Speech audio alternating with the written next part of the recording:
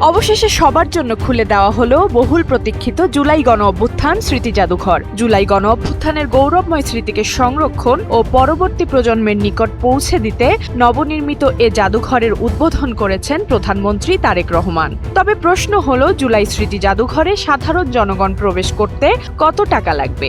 এ বিষয়ে প্রধানমন্ত্রীর তথ্য ও সম্প্রচার উপদেষ্টা ডাক্তার জাহিদুর রহমান জানিয়েছেন, দর্শনার্থীদের জাদুঘরে প্রবেশের জন্য অনলাইনে টিকিট সংগ্রহ করতে হবে। বড়দের জন্য টিকিটের মূল্য 50 টাকা এবং শিশুদের জন্য 25 টাকা নির্ধারণ করা হয়েছে। প্রতিদিন সকাল 10টা থেকে সন্ধ্যা 6টা পর্যন্ত দর্শনার্থীদের জন্য জাদুঘরটি খোলা থাকবে।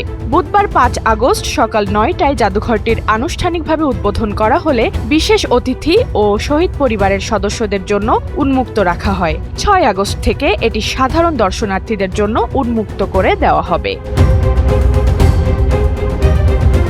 5+ স্টার রেটিং প্রাপ্ত দেশের সর্বোচ্চ বিদ্যুৎ সাশ্রয়ী ওয়ালটন এসি। স্মার্ট কমফোর্ট এখন নেক্সট লেভেলে।